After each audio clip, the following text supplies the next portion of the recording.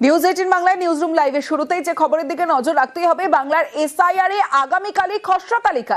কাল বিকেল 4টের মধ্যেই খসড়া তৈরি করতে হবে। 294টি বিধানসভা কেন্দ্রের বুথ ধরে ধরে লিস্ট প্রকাশ। সরাসরি চলে যাব, সোমরাজ বন্দ্যোপাধ্যায় রয়েছে আমার সঙ্গে। সোমরাজের থেকে এই বিষয়ে আরো বিস্তারিত জানবো। সোমরাজ,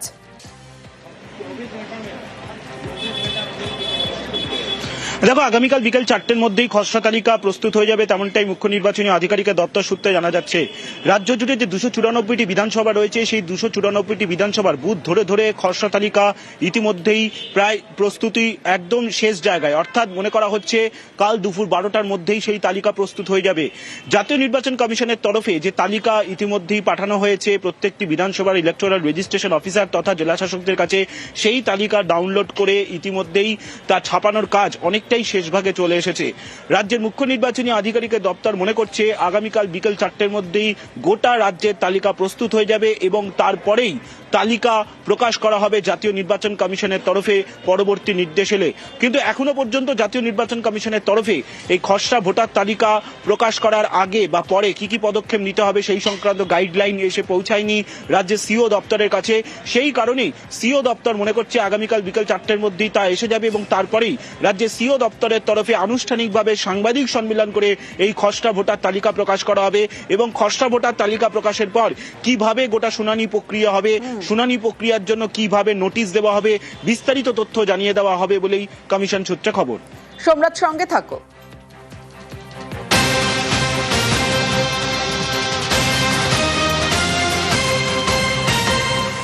এসআইআর খসড়ায় বাদ 58 লক্ষের বেশি। এসআইআর খসড়ায় বাদ 58,20,898 ভোটার। সরাসরি চলে যাব, সোমরাজ বন্দ্যোপাধ্যায় রয়েছে। সোমরাজ, জানতে চাইবে এর মধ্যে মৃত ভোটারের সংখ্যা কত, খোঁজ পাওয়া যায়নি কত ভোটারের, এমনকি অনুপস্থিত কত সংখ্যক ভোটার?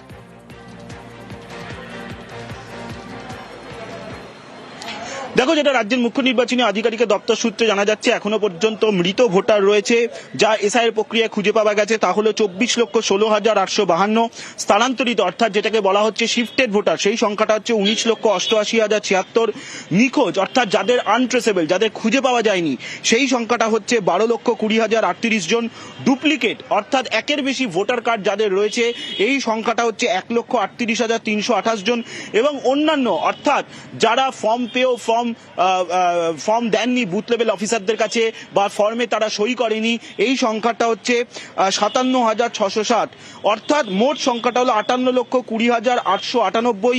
রাজ্যের মুখ্য নির্বাচনী আধিকারিকের দপ্তর সূত্রে খবর, খসড়া ভোটার তালিকায় এই 58,20,898 জনের নাম থাকবে না। অন্তত এখনো যেটা বলে রাখি, এটা সম্ভাবনা, কারণ আগামী দিনে যখন শুনানি হবে সেই শুনানিতে এনারা কিন্তু শুনানিতে যাওয়ার সুযোগ পাবেন। উদাহরণস্বরূপ তোমাকে বলে রাখি, দেখা গেছে, আমরাই দেখিয়েছি যে অনেক জীবিত ভোটার যাদেরকে মৃত ভোটার হিসেবে দেখানো হয়েছে, আবার দেখা যাচ্ছে একই ভোটারের নাম একাধিক জায়গায় রয়েছে। ফলত যাদের নামই বাদ যাচ্ছে খসড়া ভোটার তালিকা থেকে, তারা কিন্তু শুনানিতে সুযোগ পাবেন। বেশ সোমরাজ।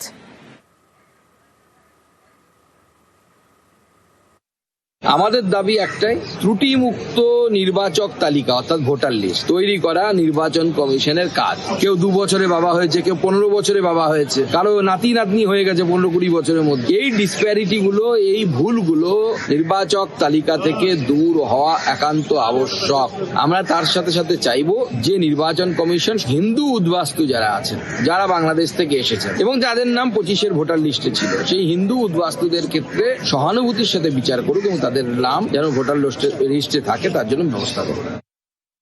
যা ভোটার তালিকা হবে সেই ভোটাররা উন্নয়নের স্বার্থে মানুষকে ভোট দেবেন, মিটে গেল। ফলে আমাদের আশঙ্কা, বিজেপির নির্দেশে জাতীয় নির্বাচন কমিশন বাংলায় বেছে বেছে কয়েকটি জায়গায় বৈধ ভোটারদেরকে হয়রান করতে পারে। ফলে আমরা সতর্ক থাকছি, প্রত্যেকটি বুথে বুথে কাজ শুরু হয়ে যাবে বা নজরদারি শুরু হয়ে যাবে। বিজেপি যেখানে একটু ঠিকঠাক আছে সেখানে কিন্তু এই পুরো নাম বাদ গেছে কিনা আমার সন্দেহ আছে, ওটা আমাদের আবার স্ক্রুটিনি হবে। 80% ভোট যদি কোনো কেন্দ্রে পড়ে থাকে তাহলে 20% পড়েনি, তো ফলে যে 20% ফাঁকা আছে তারই একটা অংশ হচ্ছে এখন এইগুলো সব মৃত বা চলে গেছে বা ডুপ্লিকেট হয়েছে। আমাদের হেডেক হচ্ছে কোনো বৈধ ভোটার যেন বাদ না যায়।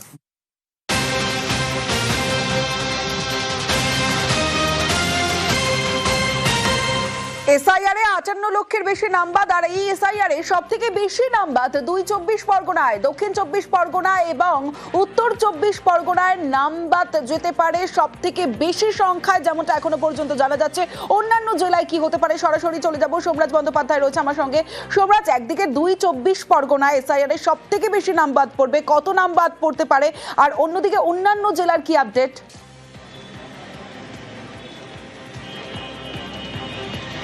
দেখো, যেটা এখনো পর্যন্ত সিও দপ্তর সূত্রে জানা যাচ্ছে যে দক্ষিণ 24 পরগনা জেলায় সব থেকে বেশি নাম বাদ পড়ছে। অন্তত সংখ্যার দিক থেকে 8,16,047 জন নামের বাদ যাওয়ার সম্ভাবনা রয়েছে। উত্তর 24 পরগনা জেলায় প্রায় 8 লক্ষের কাছাকাছি নাম বাদ যাওয়ার সম্ভাবনা রয়েছে।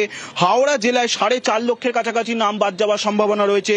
কলকাতা উত্তরে প্রায় 4 লক্ষের কাছাকাছি নাম বাদ যাওয়ার সম্ভাবনা রয়েছে এবং দক্ষিণ কলকাতাতে প্রায় 2,16,000-এর কাছাকাছি নাম বাদ যাওয়ার সম্ভাবনা রয়েছে। এবং তোমাকে যেটা জানিয়ে রাখি, শতাংশের হিসাবে দক্ষিণ কলকাতা এবং উত্তর কলকাতায় সব থেকে বেশি নাম বাদ যাচ্ছে। যদি শতাংশ অর্থাৎ অনুপাতের হিসাব ধরা হয়, মোট ভোটারের তুলনায় যদি পার্সেন্টেজ দেখা যায়, তাহলে দেখা যাচ্ছে দক্ষিণ কলকাতা এবং উত্তর কলকাতায় সব থেকে বেশি নাম বাদ যাওয়ার সম্ভাবনা রয়েছে। বেশ সোমরাজ।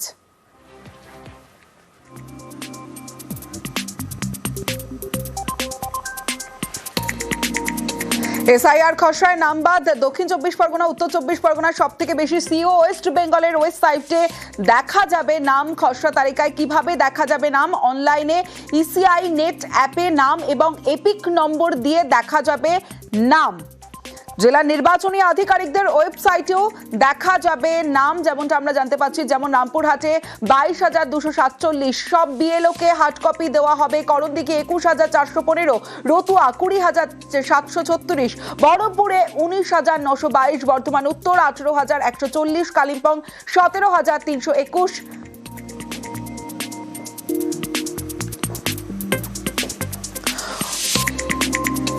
চৌরঙ্গী 74,553, জোড়াসাঁকো 72,900, বালিগঞ্জে 65,171, কলকাতা বন্দর 63,730, হাওড়া উত্তর 60,478, Kasba 58,025।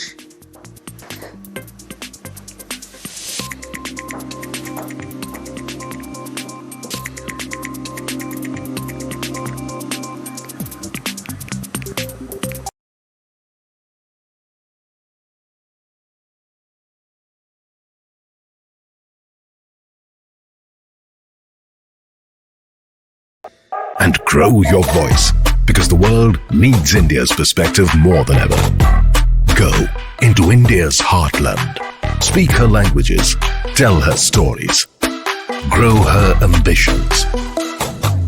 Go. Make a difference.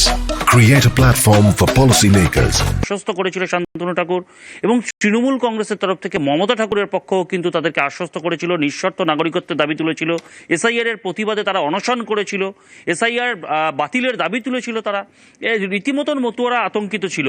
ইতিমধ্যেই আগামীকাল দেখেছি যে মতুয়ারা যথেষ্ট রকম আতঙ্কিত ছিল, তাদেরকে আশ্বস্ত করেছিল শান্তনু ঠাকুর, এবং তৃণমূল কংগ্রেসের তরফ থেকে মমতা ঠাকুরের পক্ষও কিন্তু তাদেরকে আশ্বস্ত করেছিল, নিঃশর্ত নাগরিকত্বের দাবি তুলেছিল।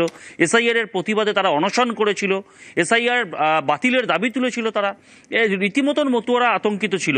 ইতিমধ্যেই আগামীকাল যে খসড়া তালিকা প্রকাশ হবে, তার আগে বনগাঁ মহকুমার মধ্যে যে 4টি বিধানসভা ক্ষেত্র, অর্থাৎ বাগদা, বনগাঁ উত্তর, বনগাঁ দক্ষিণ এবং গাইঘাটা বিধানসভা ক্ষেত্র, এই 4টি বিধানসভা ক্ষেত্র মিলিয়ে যে সরকারি সূত্রের খবর রয়েছে, তাতে 1,34,000-এরও কিছু ভোটার যাদেরকে শুনানিতে ডাকা হতে পারে, অর্থাৎ হিয়ারিং হবে তাদের। এবং এই হিয়ারিং নিয়েই রীতিমতন দ্বিধার মধ্যে পড়েছে মতুয়ারা। তারা যে সমস্ত কাগজপত্র তাদেরকে চাওয়া হচ্ছে হিয়ারিংয়ের জন্য, সেই কাগজপত্র বেশিরভাগ মতুয়াদের কাছে নেই বলেও দাবি করছেন মতুয়ারা।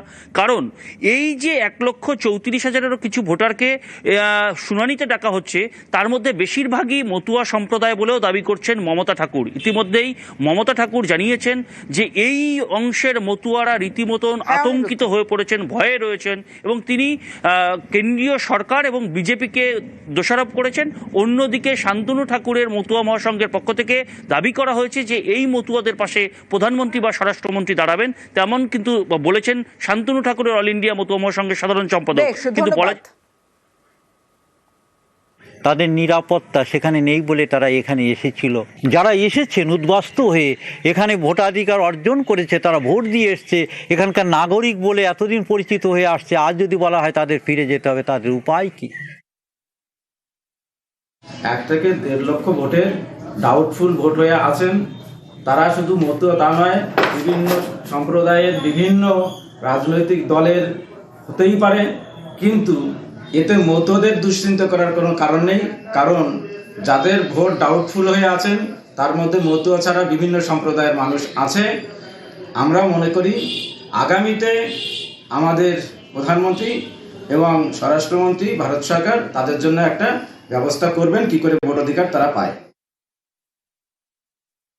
অবশ্য আতঙ্কিত, তার কারণ হচ্ছে ওপার বাংলা থেকে যারা এসছে তোরা টোটালটাই আমার মতো সমাজের হিন্দুরা এসছে, এবং তারা আজকে সিএতে হোক SIR এ হোক, তারা মানে একটা ভয়ে তারা আতঙ্কে তারা আছে। তাদের ভোটটা নিয়ে সরকার গঠন করলো, মিনিস্টার হলো, MLA হলো, MP হলো, অথচ এখন তাদের আবার এত লোক, মানে প্রায় 85% লোক আমাদের লোক ওখানে, যারা আজকে নাম ওখানে বাদ পড়বে। তাহলে একটা ভয় ভীতিতে তারা এখানে মানে একটা আতঙ্কে তারা আছে যে আগামীতে তাদের কি হবে।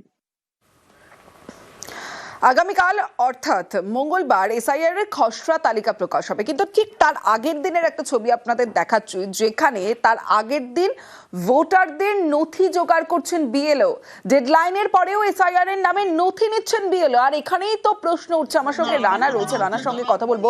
ডানকুনির 20 নম্বর ওয়ার্ডে বেনিয়মের অভিযোগ রয়েছে। খুব স্বাভাবিক রানা, একটা প্রশ্ন তো উঠে আসছে যে আগামীকাল SIR এর খসড়া তালিকা প্রকাশ হবে, তার আগের দিন এই ছবি কেন? কিছু হয়নি, ফর্মের বিষয় কিছু নেই আমাদের এখানে, লিস্ট কেউ টাঙায়নি, সেটা আমি বলতে পারছি না কে টাঙিয়েছে। একদমই তাই তমসী, দেখো যেহেতু রাত ফুরলেই অর্থাৎ কালকে মানে মঙ্গলবার সেখানে নির্বাচন কমিশন মানে খসড়া তালিকা মানে প্রকাশ হবে, মানে 296টা যে মানে রাজ্য বিধানসভায়। তার আগে দেখা গেল আজকে ডানকুনি মানে পৌরসভা 20 নম্বর ওয়ার্ডের মাথুরডাঙ্গি যে এলাকা, সেখানে 295 মানে বুথের BLO সন্ধ্যা দ্বারা তিনি একটি ক্লাবের সামনে তিনি চেয়ার নিয়ে মানে বসেছেন, বসে সেখানকার ভোটারদের কাছ থেকে বিভিন্ন নথি সংগ্রহ করছেন। শুধু তাই না, নথি সংগ্রহ করার পাশাপাশি যেটা দেখা গেল আশ্চর্য বিষয়, যে সমস্ত খসড়া তালিকা মানে আগামীকাল যে খসড়া তালিকা যাদের নাম বেরোবে না, সেই তাদের নাম লিস্টও টাঙিয়ে দেওয়া হলো, এবং সেই ভোটারদের কাছ থেকে প্রয়োজনীয় নথিগুলো মানে সংগ্রহ করছে।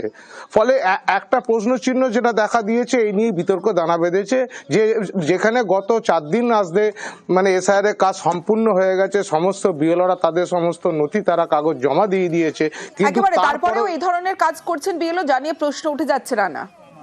যারা এটা দিচ্ছে ওর নামটাকে পাসপোর্ট দিচ্ছে, তাদের যে ডকুমেন্ট চাইছে একটা কোনো স্কুলে কিংবা জন্মসাক্ষী প্যান কার্ড ডকুমেন্ট চাইছে, ডকুমেন্টটা জেরক্স করে আজকে ফের জমা দেবে কাকে? BLO আর এই লিস্টে কবে টানানো হয়েছে? কালকে বুঝতে পারলে যাই সব কে টানিয়েছে এটা? এই নথিটা সম্পূর্ণভাবে নির্বাচন কমিশনের কাছে থাকা দরকার, বিশেষ করে BLOর কাছে থাকা দরকার।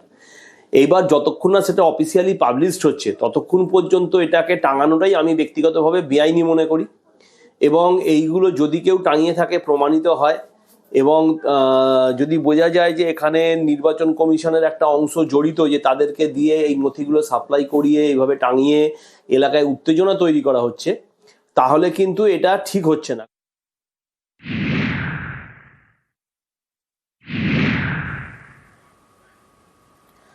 এবার যে খবরের দিকে নজর রাখবো, ধূপগুড়িতে পঞ্চায়েত সমিতির সদস্য তিনি নাকি বাংলাদেশি। জেলা শাসক ও BDOকে অভিযোগ তৃণমূল নেতারে। মঙ্গলকোটে আবার অন্য অভিযোগ, এখানে 2 ছেলের সঙ্গে বাবার বয়সের ফারাক নাকি মাত্র 5 বছরের।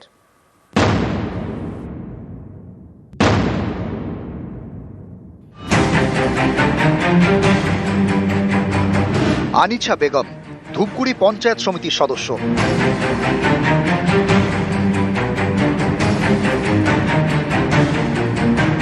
আনিছার বিরুদ্ধে অভিযোগ, 2007 সালে বাংলাদেশ থেকে অনুপ্রবেশ করেন আনিছা, ভুয়ো পরিচয়ে ভোটার তালিকায় নাম তোলেন।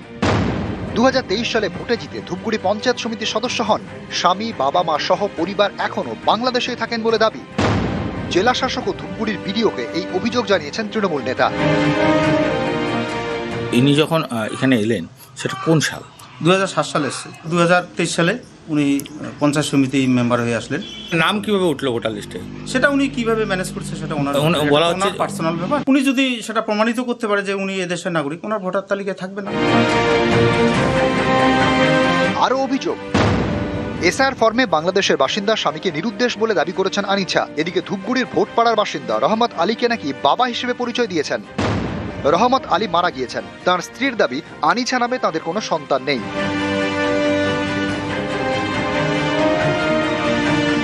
আনিসা আপনার কি মেয়ে হয়?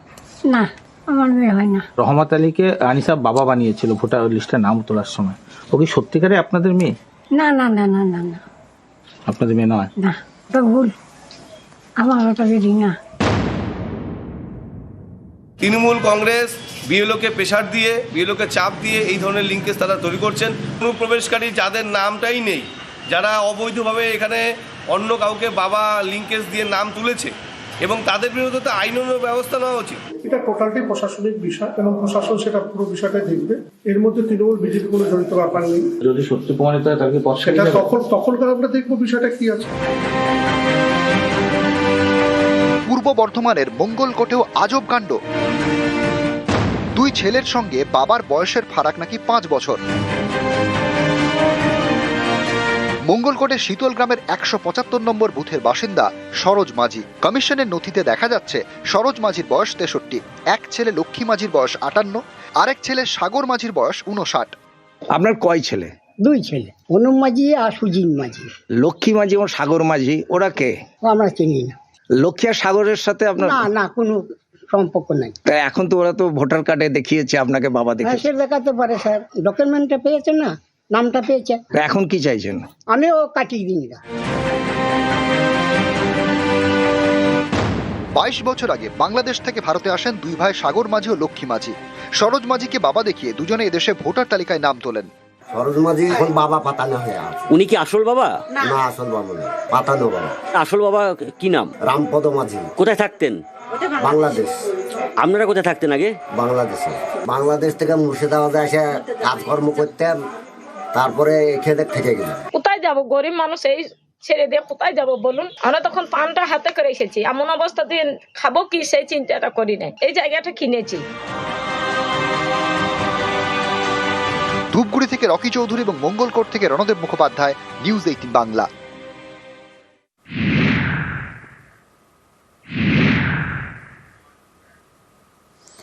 দেশের শীর্ষ ফুটবল নিয়ামক সংস্থা এআইএফএফ, রাজ্যের আইএফএ, আর এই দুই সংস্থাকে অন্ধকারে রেখে যুব ভারতীতে মেগা মেসি ইভেন্ট, যা ছত্রে ছত্রে বেনিয়ম এবং পরিকল্পনার অভাব।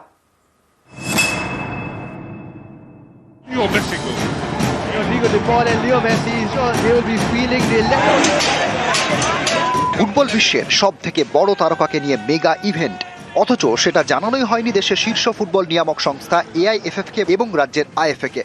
এই দুই সংস্থাকে অন্ধকারে রেখেই যুবভারতী স্টেডিয়ামে আয়োজন করা হয় লিওনেল মেসির অনুষ্ঠানের, যা ঘিরে হয় নজিরবিহীন বিশৃঙ্খলা। এই খেলোয়াড়দের আনার একটা প্রোটোকল থাকে, কি কি ইন্টারন্যাশনাল বিধিনিষেধ আছে এগুলো সব দেওয়া থাকে, এর কোনোটাই মানা হয়নি। এই ঘটনাটা বাধা হয়ে দাঁড়াবে বড় কোনো ইন্টারন্যাশনাল ম্যাচ করার ক্ষেত্রে, বড় বাধা দেবে। এই পুরো ব্যাপারটায় কিন্তু আইএফএ এর কোনো মতামত চাওয়া হয়নি, কোথাও থেকে আইএফএ কে কোনো কিছু জানানো হয়নি, পুরোটা আইএফএ কে ডার্কে রেখে করা।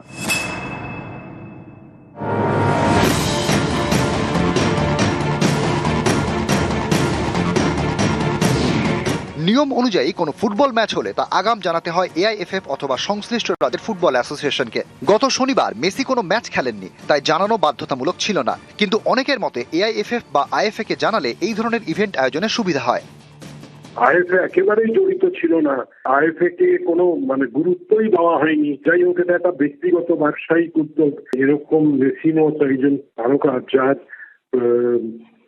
জনপ্রিয়তা তুঙ্গে থাকে সবসময়, ক্রীড়া প্রশাসনটা বা ক্রীড়া সংগঠনটা এটা সবাইয়ের জন্য নয়। It is not everybody's cup of tea. এর জন্য আলাদা দক্ষতা লাগে, অভিজ্ঞতা লাগে।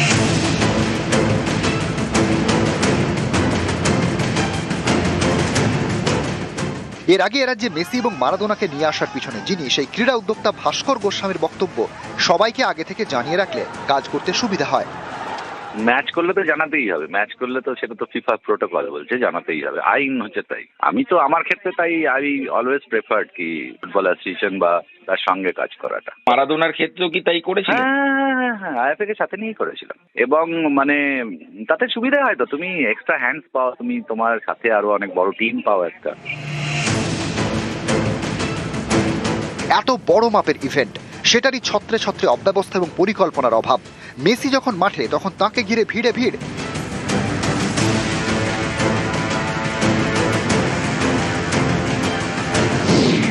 এরা কারা? এরা মাঠে ঢোকা ছাড়পত্র পেল কিভাবে? আমি চিনি তো না, কি করে বলবো বলুন তো যে কাদেরকে কি হয়েছে। অনেক লোক দেখেছি যাদেরকে আমি ভালো মতন জানি না, চিনি না, বা এর আগে কোনোদিন সেইগুলো আমার সঙ্গে পরিচয় নেই। তারা কারা বুঝতে পারলাম না তো কারা কারা, আমি তো চিনি না বলছি। তারা ঢুকলো কোথা থেকে? তাহলে মাঠে ঢুকেছে, কোথা দিয়ে ঢুকেছে কি করে বলবো। বিশ্ব ফুটবলের মহাতারকাকে নিয়ে হাই প্রোফাইল অনুষ্ঠান, সেখানে থাকার কথা রাজ্যের মুখ্যমন্ত্রীর, থাকার কথা বলিউড মেগাস্টার শাহরুখ খানের। মুখ্যমন্ত্রী মাঠে ঢোকার আগেই ঢুকে গেলেন মেসি, তারপর তাঁকে ঘিরে ভিড় বিশৃঙ্খলা। এরকম হলো কেন? এটা কার দেখার কথা? এই অনুষ্ঠানের ফ্লো চার্ট কার তৈরি করার কথা? ভিভিআইপিদের মধ্যে কে আগে ঢুকবেন কে পরে, সেটা কার ঠিক করার কথা? সেই তথ্য কাদের জানানো হয়েছিল? সল্টলেক স্টেডিয়ামের ভাড়া বাবদ কত টাকা দিয়েছিল শতদ্রু দত্ত সংস্থা? যে এডি কাটআউট গেট দিয়ে মেসিকে যুব ভারতীতে ঢোকানো হয়েছিল, ভাঙচুরের সময় সেই গেটের ওপর লাগানো জালে এসে পড়ে ভাঙা চেয়ার। মেসির কোনো রকম আঘাত লাগলে তার দায় কে নিত? এত বড় অনুষ্ঠানের ক্ষেত্রে সমন্বয় বৈঠক হওয়ার কথা আয়োজক সংস্থা, ক্রীড়া দপ্তর এবং পুলিশের মধ্যে। সেই বৈঠক কি ঠিকভাবে হয়েছিল? হয়ে থাকলে কার কি দায়িত্ব ছিল? অনেকে বলছেন এইসব প্রশ্নের উত্তর মিললে তবেই স্পষ্ট হবে বিপর্যয়ের দায় কার। নিউজ 18 বাংলা।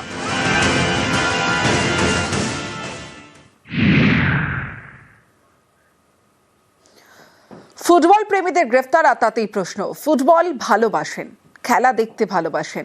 মেসিকে দেখতে না পেয়ে উত্তেজনার বশে যুব ভারতী স্টেডিয়ামে ভাঙচুর চালিয়েছেন। তাঁরাই এখন হাজতে। কিন্তু সেদিনের বিশৃঙ্খলার জন্য দায়ী কে? তার হদিশ পেতে নাকি তদন্ত চলছে। আর যারা আবেগে ভেসে গেলেন, ক্ষোভ উগরে দিলেন, তাঁরাই এখন গড়াদের পিছনে।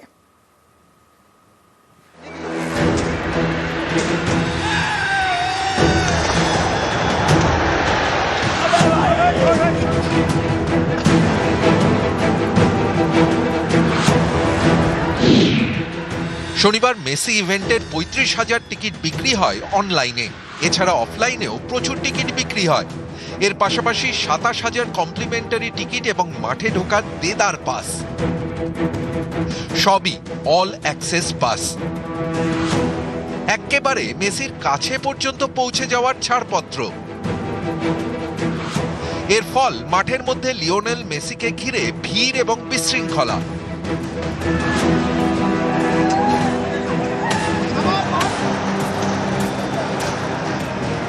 ফুটবলের রাজপুত্রের অনুষ্ঠান ঘিরে শনিবার চূড়ান্ত বিশৃঙ্খলা তৈরি হয় যুব ভারতী স্টেডিয়ামে। হাজার হাজার টাকা দিয়ে টিকিট কেটেও লিওনেল মেসিকে এক ঝলকও দেখতে পাননি দর্শক।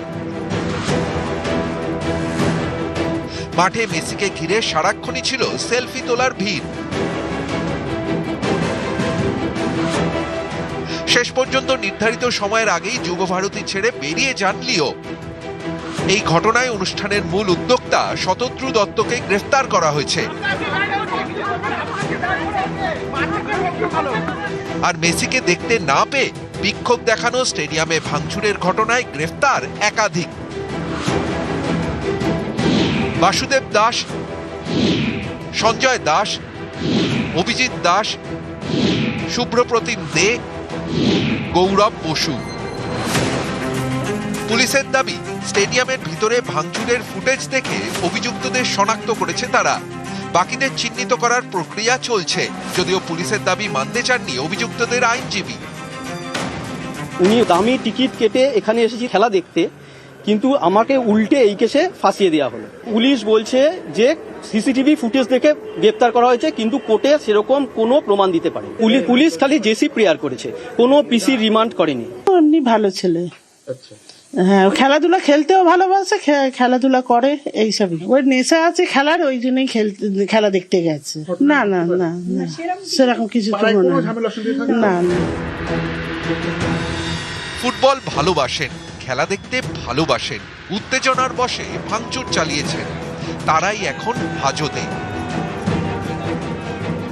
কিন্তু সেদিনের বিশৃঙ্খলার জন্য দায়ী কে, তার হদিশ পেতে নাকি তদন্ত চলছে। আর যারা আবেগে ভেসে গেলেন, ক্ষোভ উগড়ে দিলেন, তারাই এখন কড়াদের পিছনে। নিউজ 18 বাংলা। হায়দরাবাদ মুম্বাইয়ের পর দিল্লি, এবার অরুণ জেটলি স্টেডিয়ামে মেসি শো ধরা দিলেন নানা মোটে। কখনো খুদে ফুটবলারদের সঙ্গে খেললেন ওয়ান টাচ, আবার কখনো ফুটবল পাঠালেন গ্যালারিতে, কখনো আবার ফটো সেশন, বিলোলেন শোও। হাসি মুখে মিশে গেলেন ভক্তদের মাঝে। ফুটবলের রাজপুত্র লিওনেল মেসিকে চোখের সামনে দেখে মুগ্ধ গ্যালারি। দর্শকরা বুঝলেন মেসির স্কিলে। World Cup title in 36 years. Bueno, nada, solo agradecerle el cariño de todos estos días a India. La verdad que fue una experiencia muy linda para nosotros poder compartir. Si bien fue intensa y cortita, fue hermoso recibir todo el cariño que ya sabía que estaba, pero recibirlo de primera mano fue impresionante, una locura todo lo que hicieron por nosotros estos días. Así que nada, nos llevamos el cariño a jugar algún partido o en otra ocasión, pero seguramente que volveremos a visitar India. Muchas gracias. Gracias.